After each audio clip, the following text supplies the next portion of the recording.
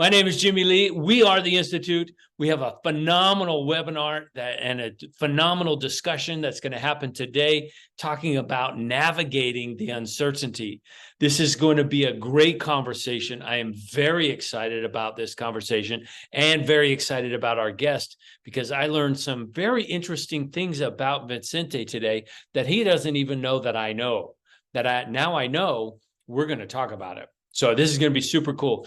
We're going to have an awesome discussion here today, awesome topics that we're going to talk about, because not only are we going to talk about, the thing that's on everybody's mind is that if I pulled up outside of your shop with a bus and I had full of technicians, how many of those technicians would you hire? As many as you possibly could. I know that. I understand that. But Vicente has set up a very unique situation with his technicians. We're going to talk about that. As well, you've got some holes in the ship. You don't know it. You don't know it, but you've got some holes in that ship, and we're going to talk about how you can plug up those holes, which is super awesome, and we appreciate Wicked File for sponsoring this webinar with us. My name is Jimmy Lea. I will be the host for you. I'll be the voice for you. You've got questions? Let's ask Vicente. Let's ask our guest, because he has set up an amazing shop scenario in Kansas City, Missouri. And Vicente, I learned some interesting information about you today. I was talking to Mr. John Wappler, who he said he consulted with you in the beginning. And I want to go back to that beginning. You're muted, by the way. I want to go back to that beginning because you bought your shops from my very good friend, Mr. Paul Rupp. Wow. Yeah, I didn't know you knew that. I found out because the name of your shop, it just stuck in my mind. I was like, I know, where do I know that? Where do I know that? When I went to find your logo and saw Overland Park, I was like, lightning struck. It was all at once. And I had seen Polly's name the day before. It was her birthday just a couple of days ago. Yeah. And it was just lightning all at the same time. So give us some insight. Paul, a very dear friend, passed away, cancer. He battled cancer for a while, and his beautiful wife, Polly, she took care of things for a minute. But did you buy it from Paul or Polly? So I bought it from both of them. He was still alive. Actually, the last several months after he passed away, he really dedicated himself to teaching me. And it was just right now, I have a mother who is battling terminal cancer. So to see Paul go through it, I admire him big time for the efforts that he did. So I knew, and I promised him one thing before he left. One, he made me promise that I would take care of his wife, all the car needs, which we do. And two, that I would take this to where he never could take it, right? In which I want to say that we did that. It was, be honest with you, after he passed away, I kind of was a little bit lost. I was new to business. Everything was really, really new. I was the crazy guy. So I'm a former field service engineer for BMW. I ran the Midwest region. And I literally put all my savings to purchase the shop from Paul and Polly. The crazy thing is we did not know each other, but they had other offers, and there was something about Paul that he felt about me. And he decided to sell to us, even though in all reality, we weren't the highest bidder, so to speak. So Jimmy, you're going to make me get emotional here. I'm already there. To me, Paul holds a very special place in my heart. And I wish he was still alive, because I can just imagine anyone that knows Paul or knew Paul knew that smile he always had, goofy guy, very analytical, very engineering mind. And I think that's where him and I really clicked, So I ended up buying this, and it was scary after he passed away, because listen, Paul was the kind that, hey, it's the end of the month. Remember, you got to pay this, you got to pay that, you got to do this, do that. And I'm like, yep, all that's done. And he's like, okay, just checking on you. And so when I didn't get those text messages, when I didn't get, Paul would always tell me, look, the business side is going to come. You're really good at generating sales and cash flow. Keep that up. And so I will never forget that, right? And Paul, like, margins with Paul was, he had that to the T, like it was perfect. So yeah, I was with John Waffler for a bit in the beginning. And yeah, so Jimmy, you surprised me right now. Yeah. Well, so on that note, and living that and honoring that legacy of Paul, thank you for doing that. Very quickly within that first year, you went from Paul's single location to adding in second location, third location, fourth location, fifth location within the 1 year. I mean, talk about explosive growth that's happened so quickly. You are honoring Paul, you are honoring his servant heart, his give to the industry. He saw something in you,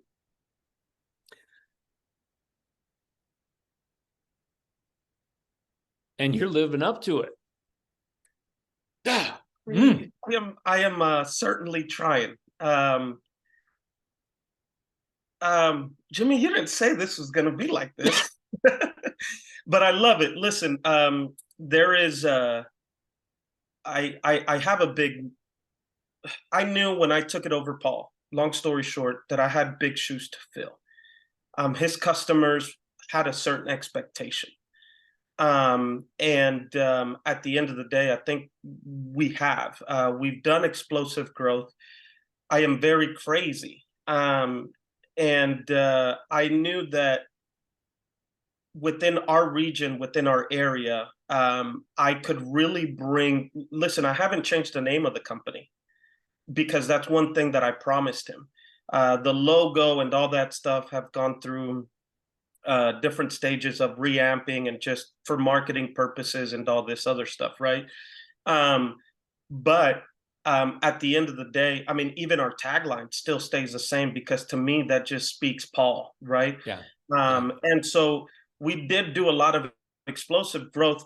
It wasn't within the first year. It was actually the second year. But I knew that the way that I used to work with BMW, I understood that I needed people around me, right? So this explosiveness didn't just happen by me being crazy. The 3 original employees that Paul had, they are still with us. One of them is now what I would call kind of on the corporate level, which is one that Paul would really be proud of him. The other ones are managing. So that's a big deal to me, because these people were there when the shop was making 500K a year. These people were there when we started having explosiveness, and these people were there when we were starting to train. So a lot of that fundamental was of the explosiveness of the growth was building on the people that I currently had, understanding that my vision for them, they probably did not understand it at the moment, but was much greater, right? I knew that they could lead others. And so we worked for about a year or so on building people. And I still do it. I think the other day, it was asked of me, what do you enjoy doing? I said, look, money is a result of it. I do enjoy cars. I'm very technical, very savvy on all that. But my big thing now is not my vision, but like my mission has in a way shifted. I'm more much, let's build people. And listen, sometimes they don't pay you good, but you know what? What's awesome is to see people that have left that will recommend people to come into your business because that's been the best company that they've worked for. So to me, that just, it pays off. Okay, so let's dive into this a little bit more, because this is not only in the front counter in the front office, but also your technicians. So I want to lean heavy into your technicians. How is it that you, or what is it that you have done that has developed that culture, that company foundation, to where your technicians, not only do they enjoy working there, they enjoy you, and they enjoy the company, the camaraderie, but they're now inviting their friends to come join the team? What have Yeah. you done? Listen, we all know as shop owners that technicians usually don't refer another technician, right? So because they see it intimidating, they see it as a challenge. So it is awesome to see that happening within our company. What have we done? I took a different approach because I was one of them, because I understood that I think culture does matter, right? It is a big deal. They want to come in, they want to do their job, and they want out, but they also look for relationships. So that's what I started developing. There's a lot of people, we all talk about good, bad culture, cancer, this, whatever, right? But my big motto is culture over everything. Listen, we have had some technicians that are high producers Yeah, that but it, like 60, 70, 80-hour weeks, yeah, that kind of yes, thing. yes. And so these are guys that are making really good money. But at the end of the day, when we start realizing that the culture is starting to be affected by one of them, we take immediate action.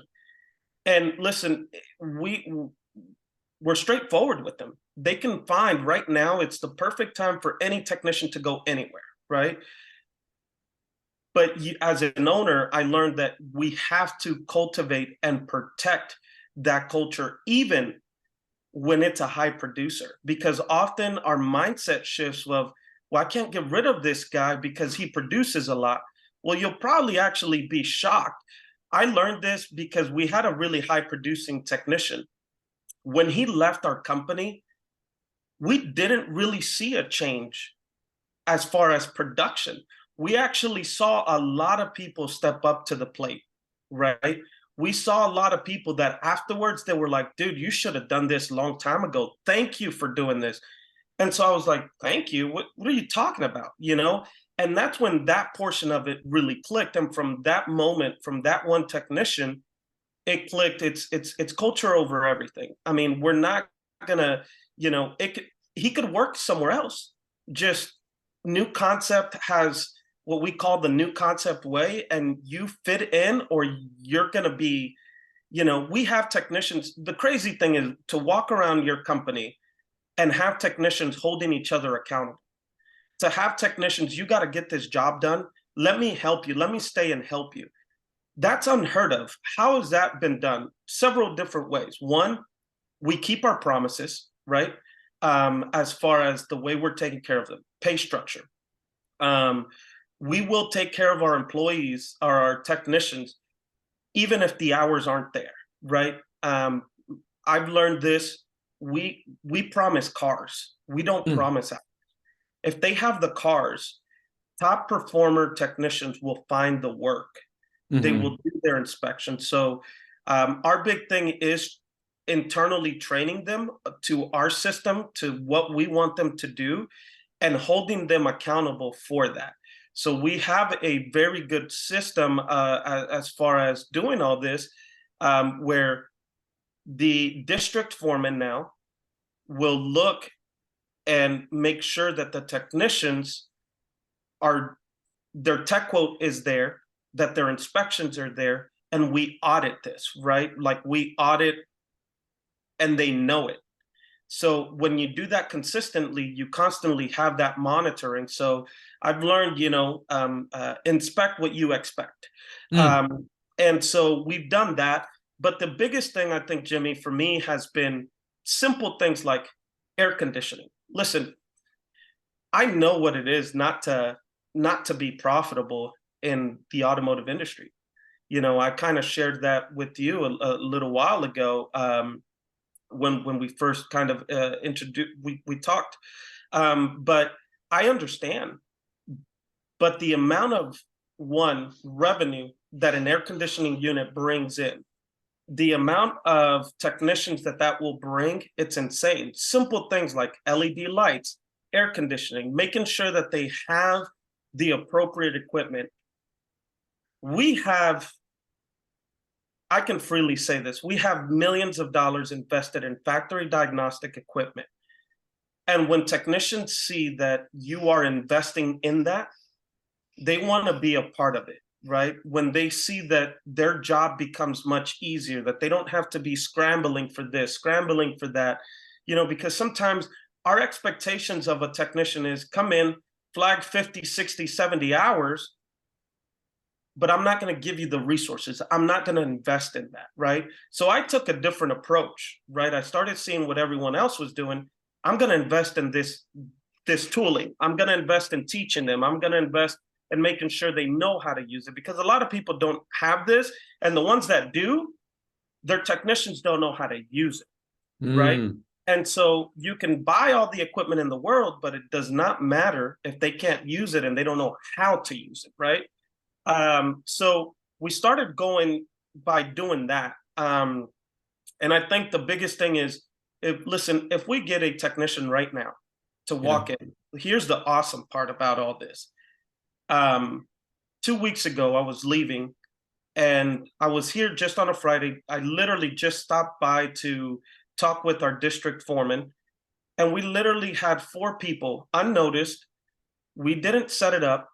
4 technicians that came in for an interview because they wanted to work. Here is what's probably special.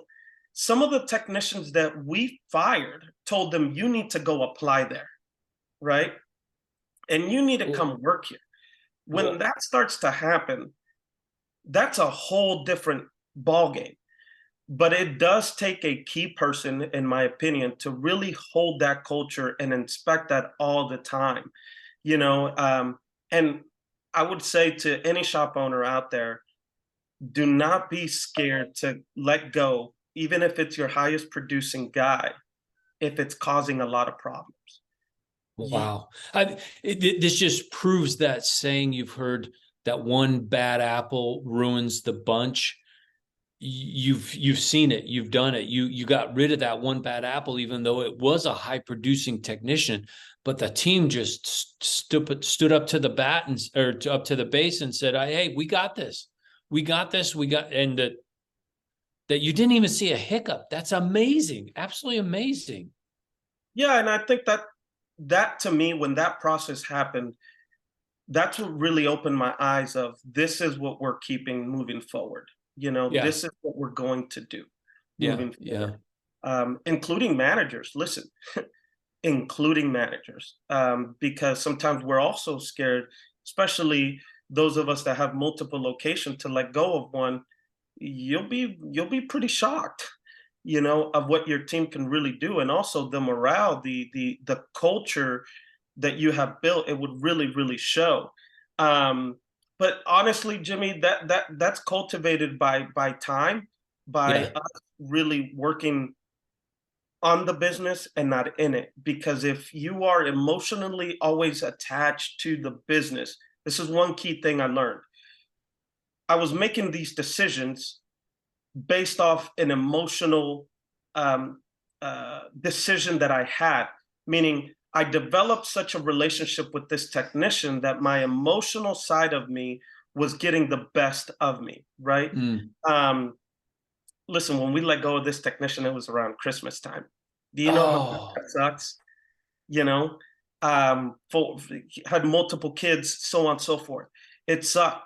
But when I understood that I have to, if I want to continue to scale and I want to grow and I want the freedom for my family, for myself, and I want to really grow people, I'm going to have to work outside, right? Not be in it, look at it from an outside perspective, which an outside perspective as an investor, as anyone else, right, in the company would look at it. You can't base a lot of your decision on emotion. Now, there's a lot of emotions in our industry. um, bless you. We don't sometimes see it, but that's, there's a lot of that. Yeah, there is a lot of emotion. There's a lot of love. We wear our hearts on our sleeve. We're in the automotive industry. We're helping people get kids to school. We're helping them get to work. We're helping them get to the grocery store, to church on Sunday. It's good. This goes beyond just fixing a car. It's fixing communities. It's fixing families. It really does give to more than just one. And working on the business, not in the business. That's amazing. I'm fascinated too that you're able to take that step back and look at your people. You look at your technicians. You're investing in them with tools and technology and training. So in that idea with the training and your technicians, how often do you buy that $20,000 scanner? How often are you buying the scanner? How often are you training your technicians on the tools that you have purchased in the shop? The real answer to that is probably not often enough. But I think once a quarter is a good number to kind of manage that, right? And we don't just do it like that. Like you want to have fun with it, right? Yeah, So yeah. I'm very big of, if we're gonna do something, we're gonna go all out. So like, at least in Kansas City, we're going to grab the best barbecue we can do out there, the best steak that we can find out there, and we're going to bring it. Does it cost you money? Yeah, but Yes, listen, it makes you money. it makes you a crap ton of money. So I think that that's a really good. It probably should be done more often, in my opinion. It's funny you bring this up. I literally was just having a conversation with our district foreman about this either yesterday or 2 days ago. But for us, so far it's like once a quarter. Nice, once a quarter. So I've talked to some shops where they'll get together once a month, and to not put all of the heavy lifting onto a single person, they have this month is this technician's month, and he's going to train on this scanner. So two things happen. One, that technician has to really dig in deep on the scanner to learn that product thoroughly so that they can then turn around and teach it. So the teacher learns as much or more than the student. So that technician becomes very proficient in that scanner. That way, then, as technicians are using the scanner, they have questions, they can go back to the teacher and say, hey, I need some help on this. It's not quite giving me the reading, or I'm not understanding what the readings are. And they're doing that on a monthly basis. There's even some shops that on a Friday, that's their event. Well, you know what? I'm thinking of John in Texas.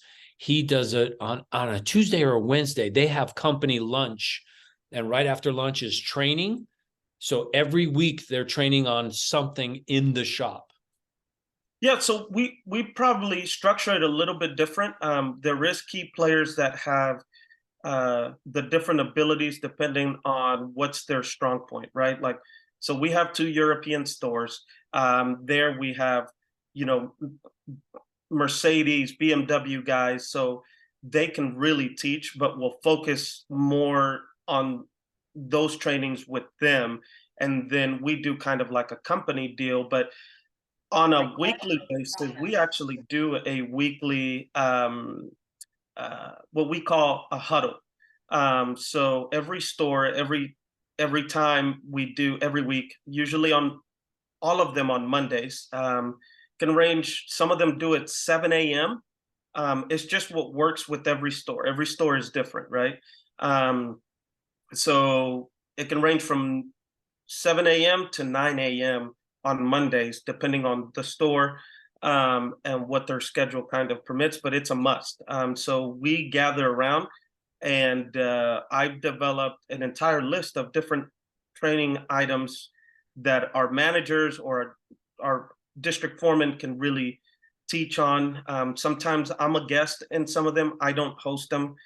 This week, I happen to be a guest in one of them. So I'm invited.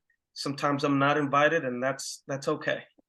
So How great is that your company is holding meetings that you don't have to attend, and you know they are elevating the level of professionalism in your shop? It's awesome. It's awesome. And so, listen, one thing I really learned was they're not going to do it like me because they're different, right? And is But that okay? I hired them. I hired them because they bring in a different element. Because if I want everyone to be Vicente, it just is not going to happen. You know what I mean? So, yep.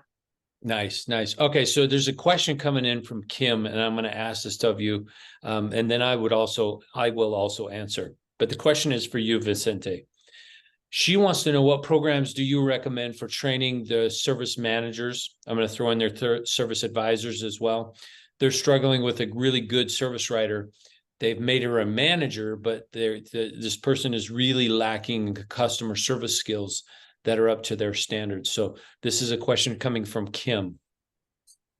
Jimmy, I'll let you answer that first part of it, but I have something I would like to probably tell Kim on this. You want me to go first? Yeah, you go and then I'll go. Okay, so Jimmy will do the whole training thing. Here is my perspective on this. Number one, it's relationships. So what I would do if I were you, Kim, I would sit down with this person, either after hours, whatever. Here's what has worked for me. When we are going to hire a manager and we're really serious about it, taking them out for dinner, them and their spouse. Don't do this before talking to them individually, okay? But taking them out for dinner, you and your spouse and them and their spouse, and really getting to know. A lot of the times we got to understand that they're the same as us. So, meaning they're still humans. They maybe she's really good. The service manager, whether it's a guy, girl, doesn't matter. But they're probably really good, but they're struggling with something outside of work. So my number one approach to this would be find out what's really affecting them, right? Why are they not providing great customer service? A lot of the times their personal life has a big effect on this. But in order to do this, it takes and developing that relationship with them. My second step after you talk to them is really make their vision your vision. And so if we want your manager, your writer, to really take your business to the next level, I had one of those. Bill Carlson. That's over our Overland Park store, which is our original store. That's who helped me scale this thing big time. He believed in me and I believed in him. We both didn't know what we were going into, but I made his vision of what he wanted mine, and I made it happen. And he grabbed my vision and made it happen that same way. So I think that's a big key from that. There is, in my opinion, no better training than for you to really show them what their expectations are on paper, right, and helping them navigate through these different problems. That's that. But they do need some sort of program, in my opinion, to go into that. So, Jimmy, I'll let you. Nice.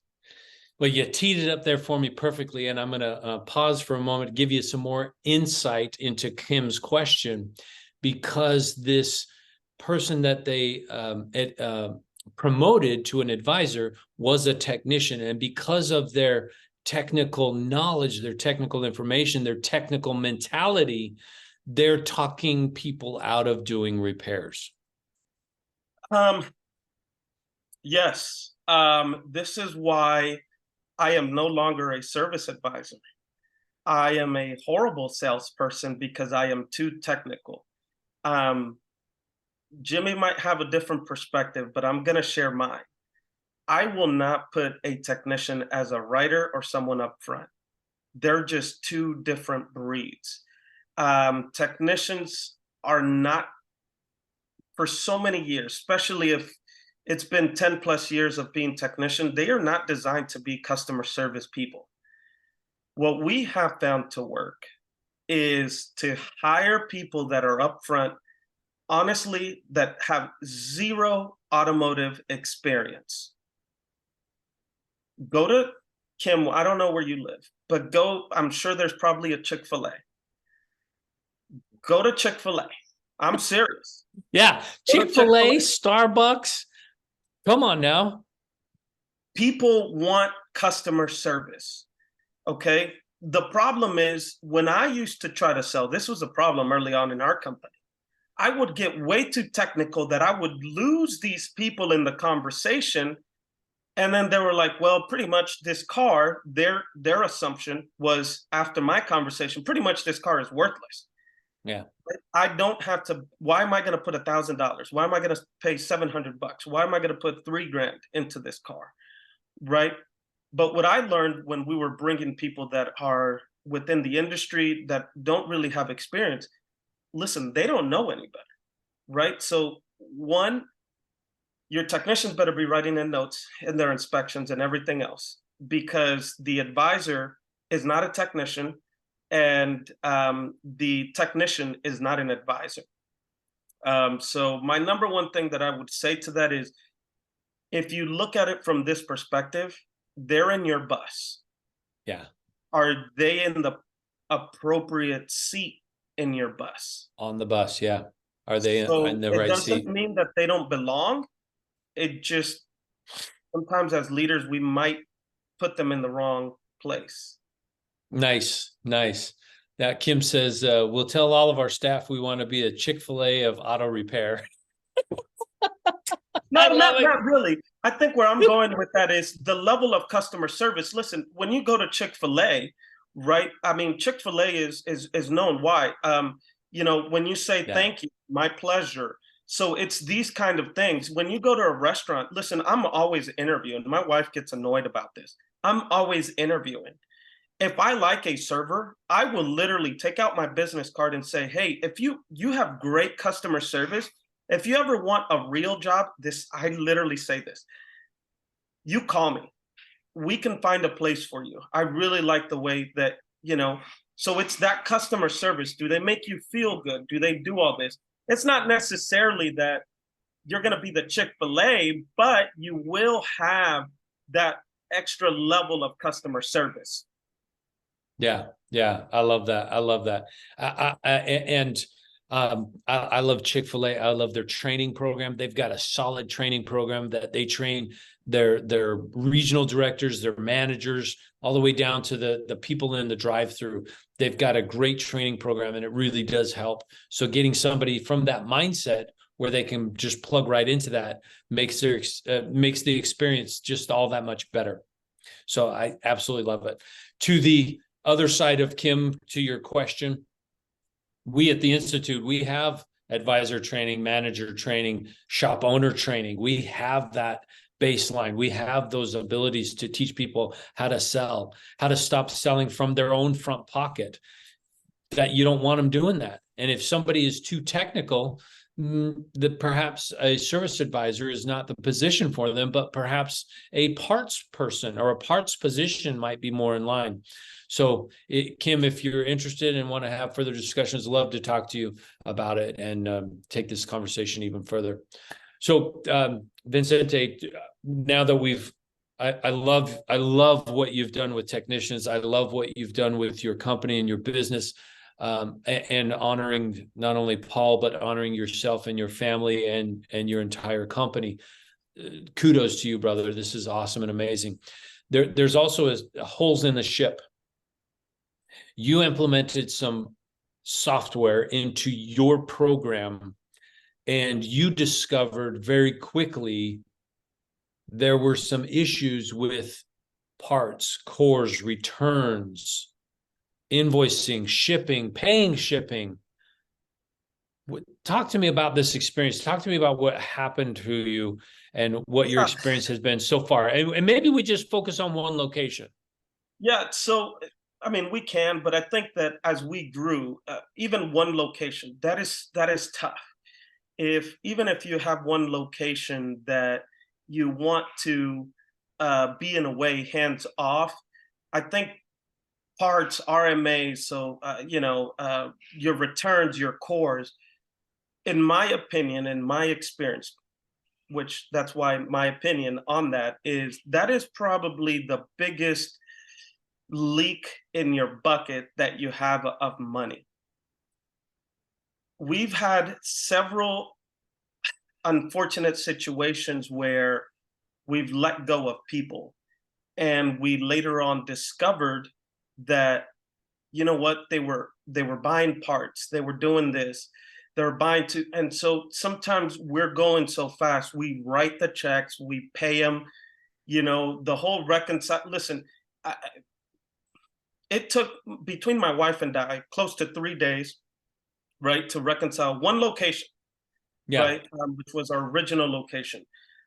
So we were doing in parts when we stopped doing this, um, probably somewhere around 75, 80,000 A month. a month, um, uh, paying our vendors. So the amount. This is an analysis over my shop. We average per repair order. We average about 11 um, parts per RO. Okay. Um, It's a lot of parts. it's a lot of parts, right? So when we started seeing that, and we were like, why is this being put on inventory? Why is this part has not moved in such a long time? And just looking, well, it was placed on return and someone just forgot it, and now we can't return it. So that's just money that was sitting there. And so that was one location. Now imagine when we 5x the thing, right? It just became a nightmare. To that point, we got a bookkeeper. We have the luxury now that we have an internal bookkeeper and accountant with us. And so we still started noticing that bookkeepers are black and white. Okay, there is no gray. And if your bookkeeper has gray, you need to find another one. Mm. But anyhow, so we started finding out there's a lot of money being left on the table. And sometimes when we were looking at P&Ls, even on a quarterly basis where you would say things kind of average out, our parts margins were just insanely off. So we knew that we needed something else. And so that's when I met Alex, his brother and dad, at a conference, so Wicked File. And the moment that they started telling me their experience, the dad, Alex and Andrew's dad, is a shop owner himself. I literally took my bookkeeper to this conference. Mm. And her and I are looking at each other, and I, quote unquote, this is what I told them. Even after the fact, I told them the same thing: take my money, right? Listen, the amount of money that we are paying for Wicked File is. I told you a story about how we were, sometimes you have a core. For example, we had recently in one of our locations, it was a Mercedes strut. It was a lot of money. It was defective. Well, can I mention suppliers' names? This supplier, didn't return, didn't the person didn't return the part properly. We did in our end, but it was marked as a defective part and not as a return. Well, we were getting paid, we were getting billed for that, right? So what this software does is essentially it uses AI technology, right, to do all this stuff, and it will reconcile between, like for us, it's TechMetric, your bank, your statements, and the invoices that are daily being inputted into it. So we realized that, why are we going to pay almost $4,000 for this strut, right? That was one defective right out of the box, right? But sometimes we run through so many parts that we don't realize what's being charged. And I'm gonna be real honest: if we didn't have Wicked File, we probably would have just paid that. Immediately, my bookkeeper got on the phone, got with this vendor, and said, "Hey, Mr. Vendor, we did not get this, and you're charging us this on this statement. We ordered," so we were being double charged because we asked for another one. But the one that we said, hey, it's defective, we were still being charged for it. It was just, it was not marked properly. So Mm, we have had instances like that where a lot of the times, honestly, sometimes it can be 20, $30, but that amount of money really adds up. So when I found this solution, I'm very innovative. So I'm forward thinking. I like to see what's new. I'm a little scared of AI, but I embrace it in a lot of aspects in our business. Um, so when I saw this solution, it was like, okay, this will pay itself back multiple times. It's essentially, I'm not paying for it; it's paying me. right, right. Wasn't there a situation where you were shipped an engine or a transmission or something like this, and you paid the bill, but not only did you pay the bill, but you paid the shipping 2 or 3 times because the bill just kept coming, so you just kept paying it? Yes. When we realized that, yes, that is true. When we realized that, so I think that's another key factor of all this. A lot of the times, our service writers and we have to leverage off of our vendors, but sometimes our service writers, they look at the parts cost, they look at this, but they never pay attention in shipping. So sometimes on a monthly basis, as a company, we could spend anywhere between 6 to 7 grand just in shipping, right? But we didn't know that we were paying that, right? And honestly, we are never even passing this cost to the customer. Mm, So let's say that sometimes this is what we've also had. We've had a part that is $20, but the yeah, shipping is $70. When you run a high volume shop, I'm telling you right now, your advisor's not looking at that. Okay. And so you need something and someone to catch that on the back end without having to go through much trouble. When we were doing this, we weren't catching it either way.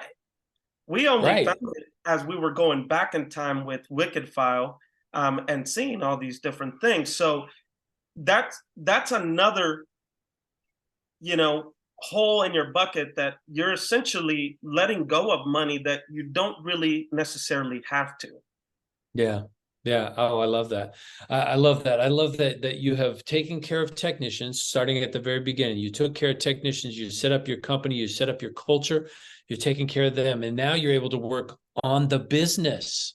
You're working on the nuts and the bolts, and you're tweaking things that are ever so slight, but they have such ever-reaching effects on everything. Because, for example, paying that shipping where it just came right off the bottom, you're just reaching in your pocket. That pulls food right off of your table. Hmm. And now you're taking care of business where you've got another firm looking over your shoulder and making sure that you're not doing it wrong. And this is, Jimmy, this is essential for growth too. I mean, if I were to probably track, I beat myself, but I decided not to, um, because even if you're in one location, right? Um, let's say that on a yearly basis, let's say you've been at it for 20 years, and let's just take an accountability. Maybe you've been doing something right the last 10. I don't know. I'm just making something up. Love it.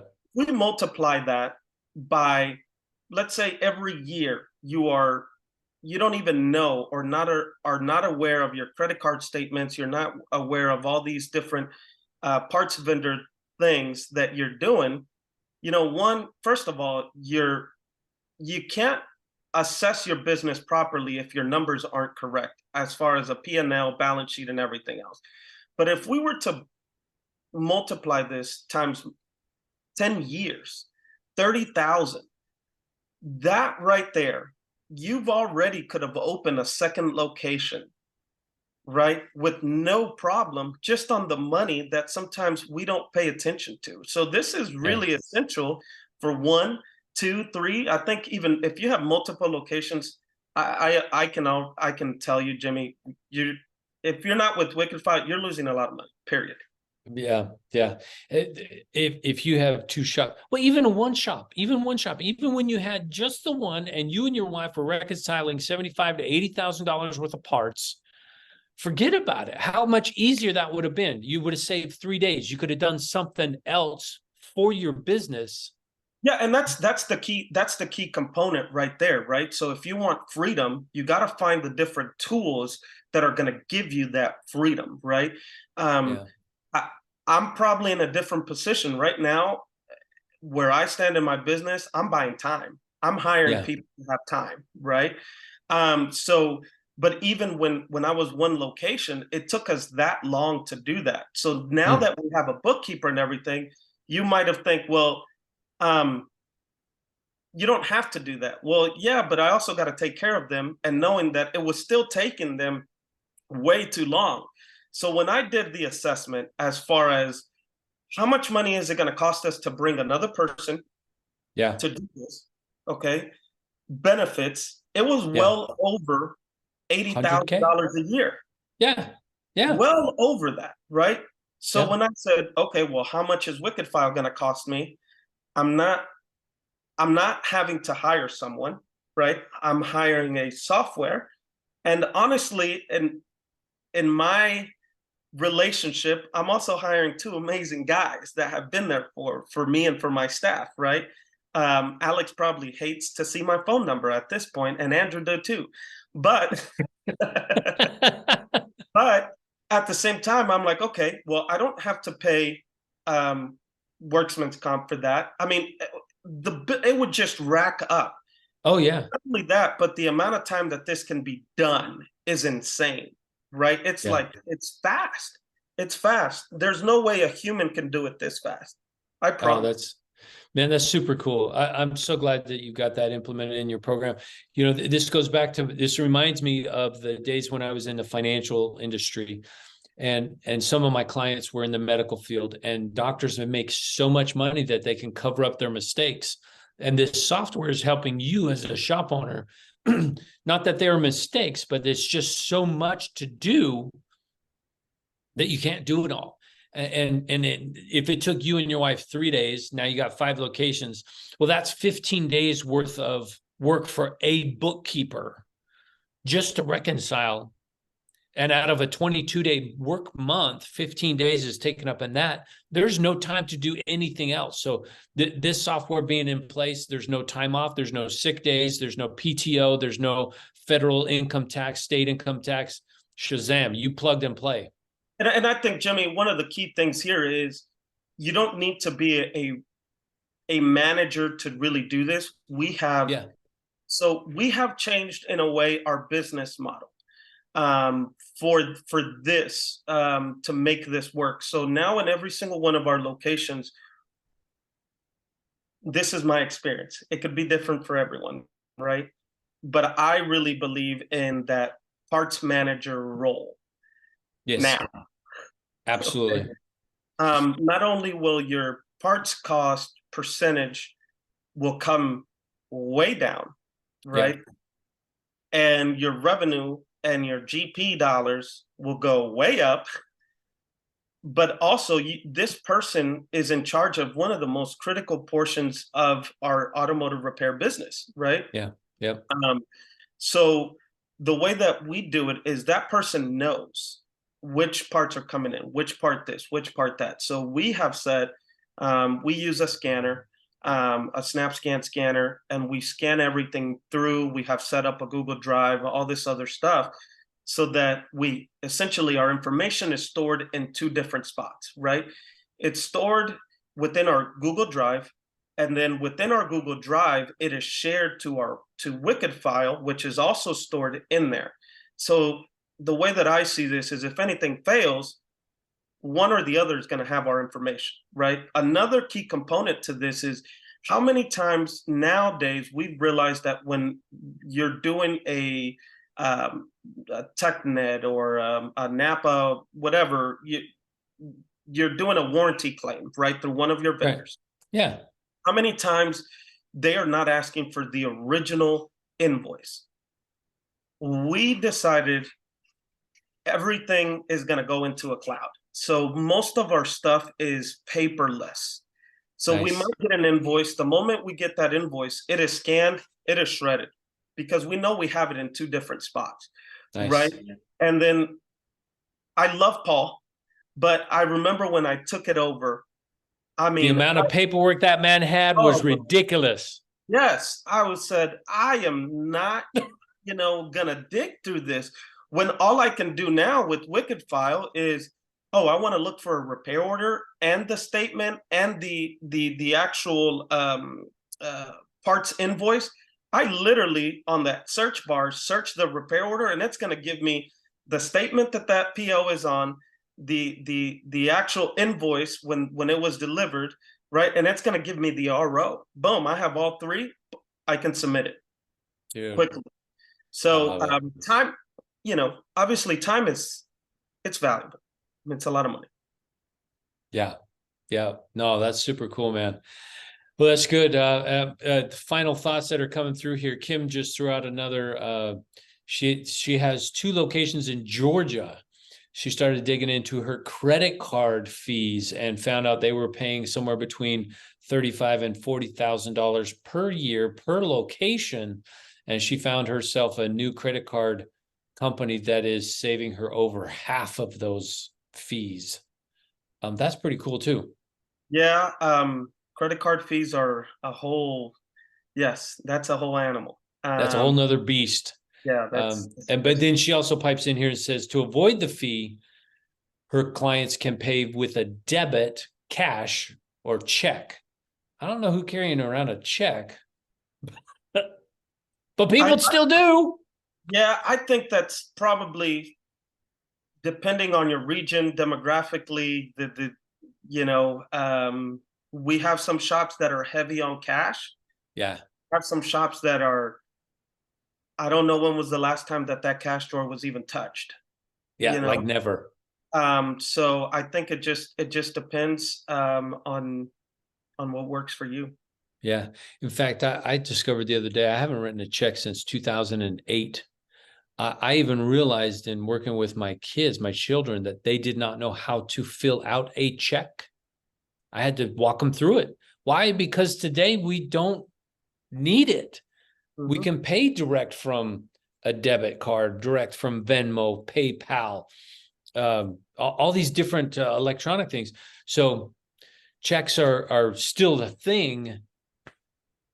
Our kids today I just don't mean, know how to do it. sometimes I look at credit card processing fees as cost of business, right? Yeah, So I factor that stuff in already. 36, yeah, $40,000 as Kim said it. That is a lot of money. yeah. Um, but for example, we have one of our locations that's heavy into diesel and fleets. And listen, It's a credit card it's a credit card. It is a all day. credit card and sometimes a virtual credit card, right? So, but the amount of revenue that we're getting out of there, I mean, it is still probably under 1%. So, yeah. Nice, beautiful, beautiful.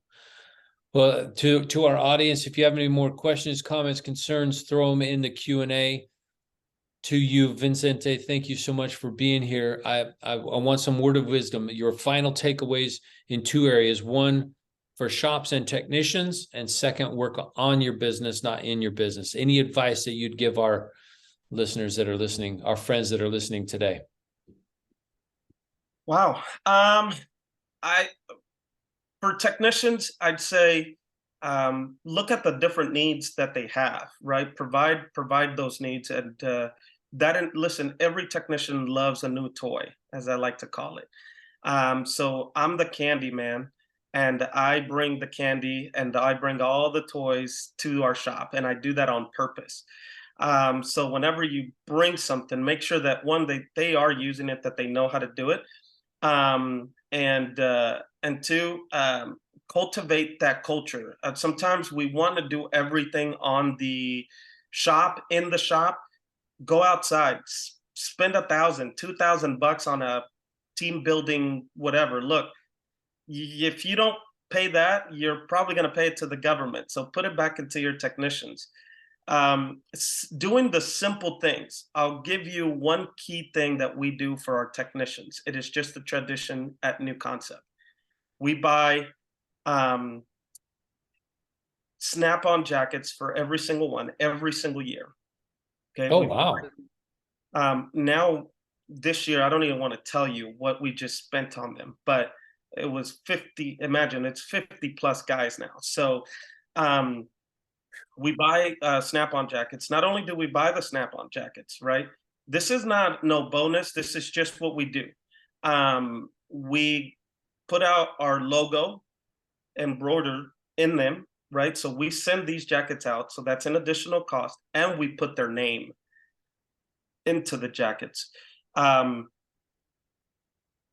technicians that, I mean, it probably sounds very dumb, but they're anxious to get these things, right? So sometimes it's simple little things that you can do.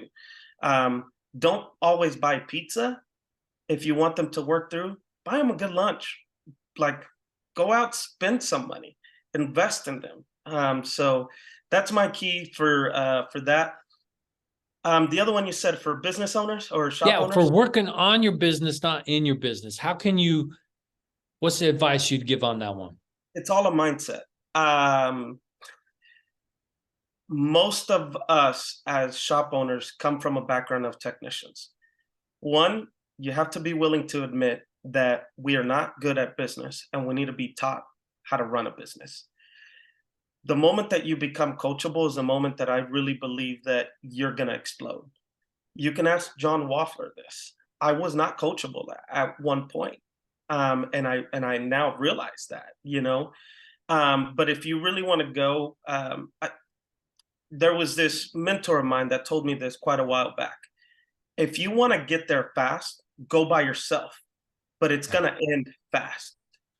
But if you want to get there and sustain it, you got to go with someone else. You got to have someone that's going to hold you accountable to your actions, to your decisions.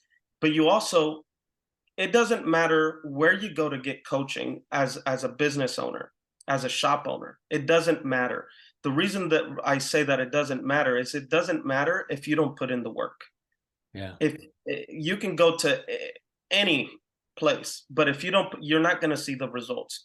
So for me, it's that. And honestly, reading has been a key factor. We don't like to read books. Technology has made it easy. Listen to books. Listen to something. What are you feeding yourself all the time? I can probably show you every morning. I send out to all my managers in a text message string a motivational something of what I have read, of something that I have for them, right? So speaking into your team, but also in order to speak into your team, you got to be spoken into. So if you're not doing that, there's no way that you're ever going to capture the idea of working on your business and not in it.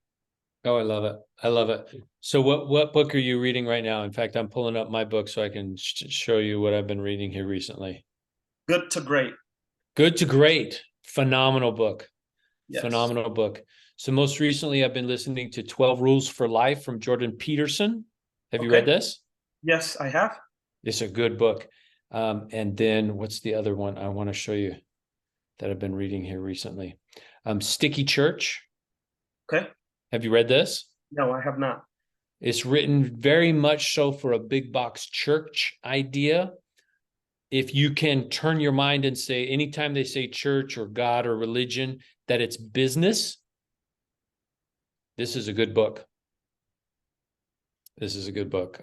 Critical Conversations is Leadership. As you know, and as you have learned and discovered, that leaders read. Yeah, absolutely. Another book that I really would probably encourage if you're struggling with profits, Profit First. That's a good one. Mike. Yep. What's his name? I can't remember his last name. Yes. But they have him and his wife have a podcast as well. Oh. Listen, we have so much downtime, right? We travel, we're on the car. Feed yourself something. If you're not leaders that stop learning, stop leading. Oh, so it's true. If we want to be good leaders, we're going to have to continue to always learn. The moment that you stop learning is the moment that you stop leading. So Mike Mockowitz. Yes. Mike Yes, that is, Makowitz. yes. For Profits First. The other one is what exactly to say. It's a small book. I can't remember the author at the moment.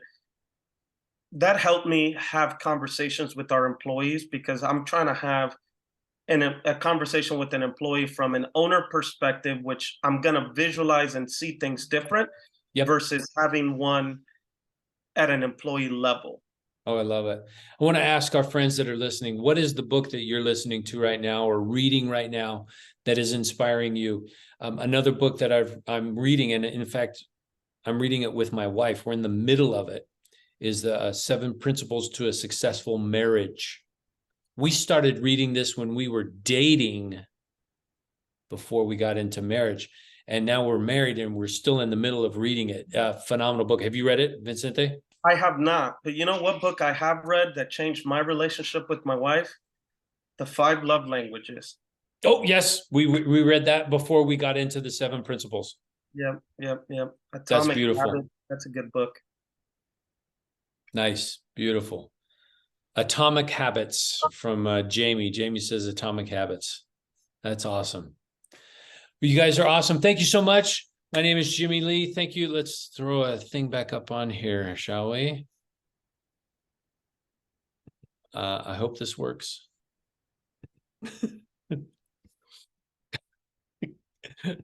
You know, it's technology works great when you want it to, but then when it doesn't, it just sucks.